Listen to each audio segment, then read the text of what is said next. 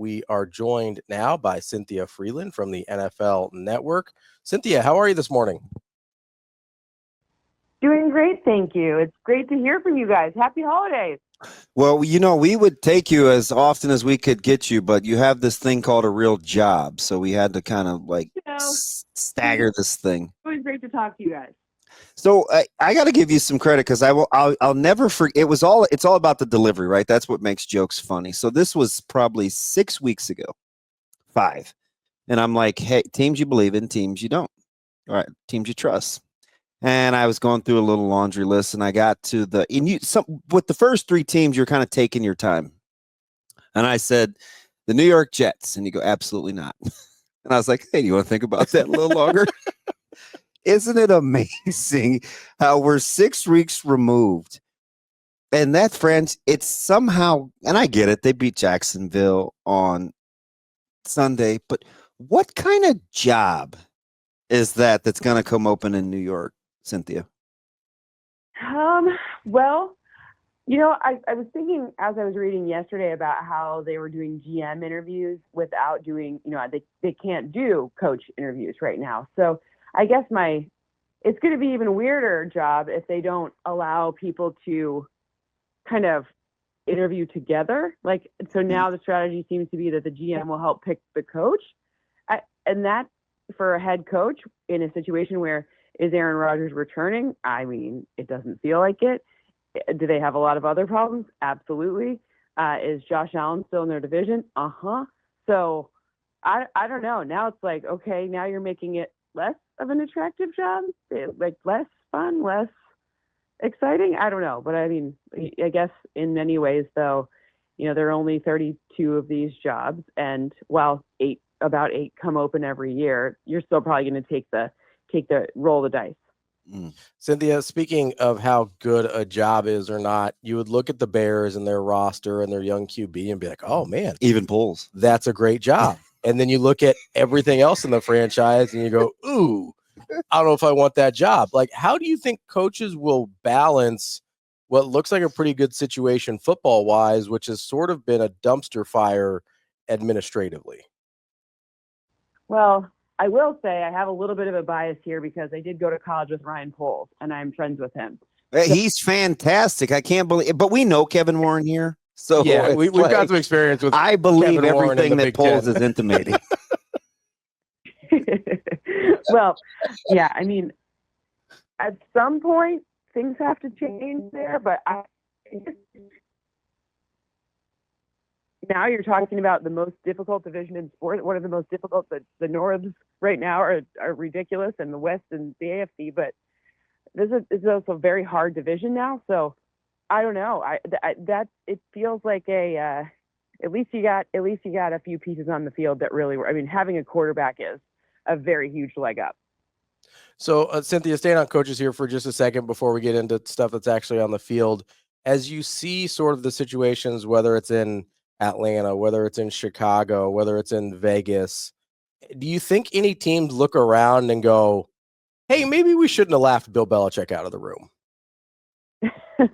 I mean, I was just surprised Bill Belichick didn't wait until the full hiring cycle happened. I mean, I know, and we all know that right now coaches are being sort of like teams are narrowing down their focus on which coaches they want to hire. Even teams who haven't even fired their coach yet are doing that. But I was just surprised that he didn't go through the hiring cycle before. I mean, college is a hard job, man. So, I mean, yeah, I'm sure some people are like, oh man, like I wish we could have at least interviewed him. It's interesting here locally in Nebraska. I think Coach Rule would tell you that he works significantly more hours as a college coach than he did in the NFL. In the NFL, you're working 100+ hour weeks, right? It's just year round. College football is incredibly difficult because there truly is no off season. Yeah, and you don't even play as many games. I mean, like the payoff is like less, less actual football. Yeah, it's crazy. So let me ask you something, Cynthia. I want to go back to something you mentioned about the AFC West, and obviously Chiefs have locked this thing up at 13-1, and But I'm curious to get your thoughts. Who's the next best team in the AFC West? I think if I were to only pick it based on like who I want to be a fan of, like next couple of years, I actually think Denver's doing a really bang up job. Now, there are some caveats there because clearly, Bo Nix is new. He's still figuring out all of the things he needs to figure out, but it feels good. And you got Justin Herbert there too, and Justin Herbert's a more known quantity, right? But what I'm looking at, kind of that defense for Denver, I mean, they're doing great. And if you think about it, I know they paid a decent amount of money, but not anywhere near what some other teams have had to pay. And getting rid of that Russell Wilson contract is going to be a hard thing for them. But I just think it's kind of exciting to have that many young players. Like their draft class is excellent. So that many young players for longer just feels like very exciting. Whereas like, the Chargers, they pass rush, they'll have to reload the coffers there pretty soon. And wide receivers, I know Ladd McConkey is great, and Quentin Johnson managed to haul a few in this year instead of drop them. But I don't know. I feel like there's so many young players on that Broncos team that it's just exciting. Cynthia, all right. So I think there's 6 teams I feel really good about in the NFL right now. But I do think each one of them has a fatal flaw. So what I'd like to do is go through them with you, and you tell me which fatal flaw matters the most and which one matters the least. Okay. Mm-hmm. Let's start with my co-host's favorite team here, the Pittsburgh Steelers. I would say their fatal flaw is offense in general, specifically the quarterback position. Is that fair? I mean, I think they solved quarterback. I think the bigger problem there is that, you got to solve now. Can George Pickens stay healthy? You can't have the quarterback do everything. Fair enough. Okay. So their offense in general, health, how much does that fatal flaw matter to you if you're Pittsburgh, or if you're trying to look at Pittsburgh as a championship contender? I mean, this game against the Ravens this week is really indicative of how far they'll be able to go, because that's a team that knows them very well. It's a team that has, so the things that they're good at, presumably the Ravens aren't good at defending, like the deep pass, for example. And I don't know if we'll see George Pickens back, but, I don't know what's going to be the game plan going forward, but you gotta see if they can handle the Ravens and win the division. That's a big deal. I don't have them doing it, but I think that will be that's a huge test right there. All right, team number 2, your Detroit Lions. The only thing I can think of is health, right, which has become a huge issue for them. How much of a problem is that for them? Because I mean, a lot of these guys aren't coming back. Yeah, I mean, I love the Lions, and I'm not being biased here, but I think they're done. Like, I mean, they're not done. Obviously, they're going to the postseason, but there's just too many. At some point, when the number of people who are on IR exceeds like 17, like you've got a problem. Like that's it's super unlucky. But they're a much better team than how the season forecast to finish for me. With the Eagles, I would put their fatal flaw as just drama and general chemistry. How much does that bother you? I think it's a little bit overblown, just because, I've never met and I love Eagles fans, don't get me wrong, but I've never met an Eagles fan that doesn't make a mountain out of a molehill with anything to do with their team. So I think it's a bit overblown. That's my new Super Bowl. That's who I think goes to the Super Bowl from the NFC. And that's what I thought all season long, to be fair. That was my preseason Super Bowl pick too. I mean, it's looking pretty good right now. Kansas City, we've got Mahomes' health, and then just the fact that they haven't actually looked that good all year, despite being 13-1. How concerned are you about Kansas City as a championship contender? Their left tackle situation is their complete limiting factor. And, just like the Lions, you can have a great regular season, but it's how you finish, not how you start. All right, let's go with the Buffalo Bills here. I'm going to put their flaw as their defense in general and their tendency to get into kind of these shootouts. If you've got a different one, please let me know. But how concerned are you about Buffalo?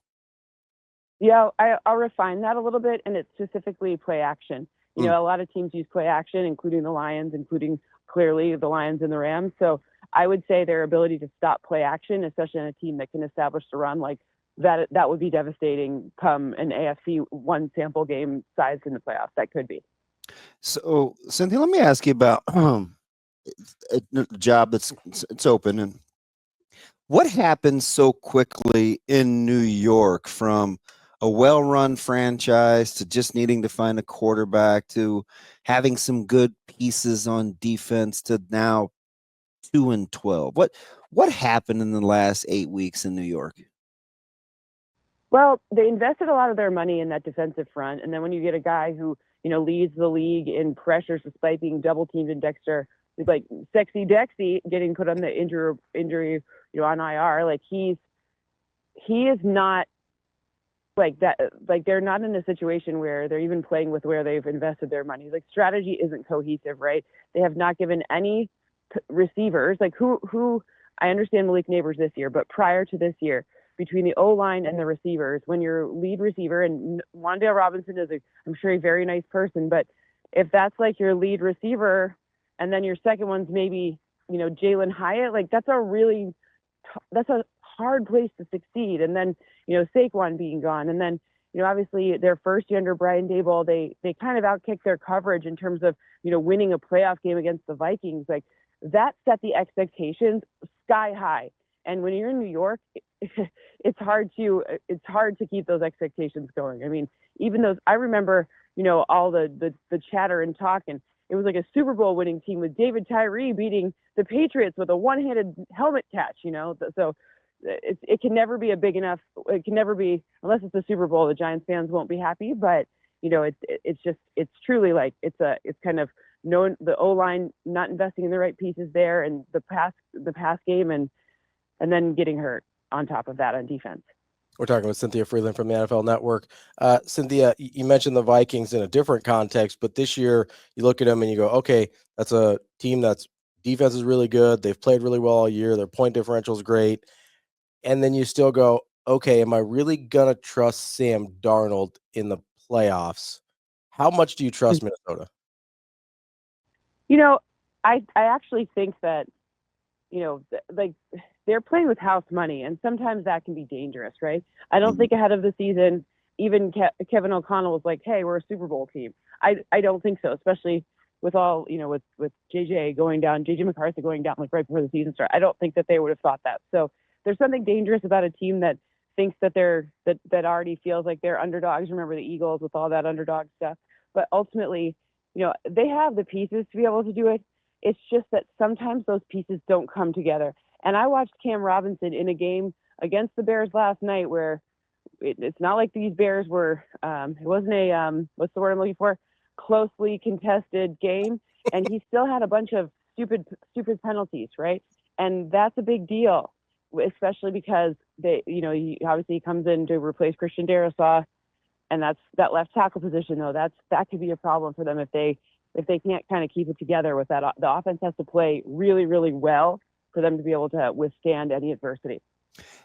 Cynthia, let me ask you something. This is kind of a tricky question because you always want your quarterback and kind of your team in general to be a reflection of your head coach. And I think we think a lot of Shane Steichen, but the Colts don't appear to do a lot of things. They don't appear to have real high-level execution when it comes to their football acumen. Fair or foul that we try to separate the two, or is this the way that they look? Is this on Steichen? I think what we need to first look at is how does Shane Steichen handle like the off season, right? I know that they're not officially eliminated, but it'd be very hard for the Colts to make the playoffs at this point. But I want to see if they need to make some. First of all, when your defense plays nothing but zone, no matter if it's working or not, then there's some strategy that you can address right there. There's one thing you can do. Number two, what are you going to do about Anthony Richardson? Because I don't know if that experiment has gone the way that they thought it would. They have a good O-line. They have some pieces. They clearly have, a marquee running back it's still in his prime. They have, they have a number of pass catchers that are, at least very good, maybe not elite, but they're good. And now you have a situation where is it Anthony Richardson or not? And it was just ironic in this last week's game against Bo Nix. But, Bill Parcells used to always say that like he would judge quarterbacks by how much experience they had in college, and no quarterback had more experience than Bo Nix.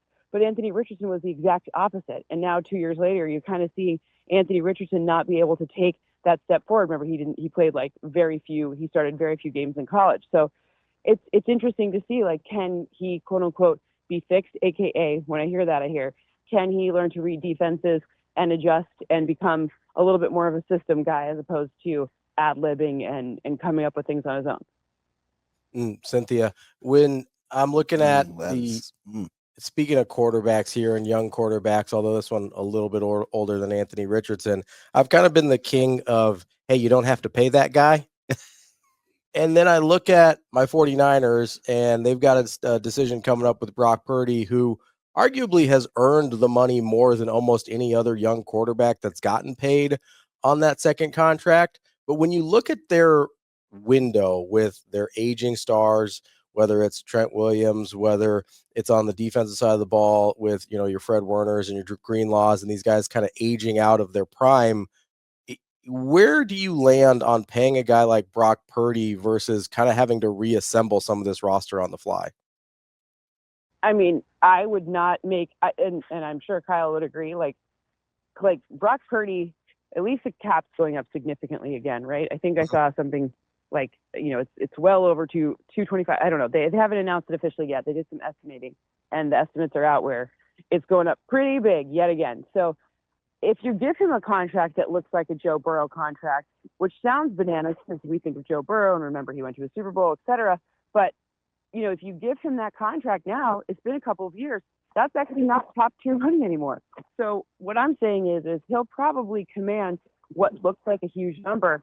But if you're talking about rebuilding versus not, you don't want to throw the baby out with the bathwater. Like, you need to keep the baby. You need to keep the quarterback. That's the most important position in all of football for a reason. And if you're not going to they'll pay him a big salary, but it will look huge. But I still think it will be something where they're going to get that's start with your quarterback. Never ever give up on the quarterback. There's not even 32 of them in the world. So when you've got one, pay them. Cynthia, I feel like the answer may have changed from about 5 or 6 weeks ago when we went through this exercise about potential job openings. Since then, I think Dallas has probably come off the hot seat topic, and I don't know, the Giants. I still think it's pretty hot. Yeah, I get it, depending on what's available. But I was just looking at the Saints this morning on Spot Track and seeing what was going on with their cap space. Of the potential job openings, we've talked about the Bears and dysfunctional in the front office, even though Poles is a stud. What job would Cynthia Frelund take going into 2025? I mean, I would take the Bears because I at least would trust my GMs, but that's a very personal answer. I take that out of it. I do actually think, I mean, I guess my question is are we assuming that the Jags are? I think the Jags, that's going to come open. Right. So, I mean, I don't know. I guess I like, at least in certain places, I'd take a look at my division, right? I told you, I think the NFC North is very competitive. I think it will remain competitive at least for a couple of years. And so that could be tough. Not that I don't think that the Texans are tough, but if you're telling me I get a quarterback and I get to play in a division that's down, and I don't trust the Colts and I don't trust the Titans, I don't know. You're giving me a quarterback, you're giving me a couple pass rushers. At least I feel like I have a head start there. So do you think Stefanski makes it? He better. I will lose my mind if that man gets fired. It would be unfortunate. And because I'm with you. I agree. He's a wonderful coach and a better person. He's been through some like garbage. So I mean, if I think everyone would revolt. I think there would be a revolt. Interesting. If they did let go of him, would he instantly be would he be the first coach of both off the market? Ahead of Vrabel? Of the guys who are getting a second chance, I mean, to be fair, the only reason I might say no is because I don't think anyone expects him to become available. So I haven't been thinking about him. So that would be the only reason for a no. But they should make room. but yeah. So they have the Bengals, Dolphins, and Ravens left. I mean, they may not win. I don't think they do win, especially, I mean, DTR is a very nice human being, but that's not a, scary quarterback. At least Jameis is erratic. He can connect, but he's scary in every way possible.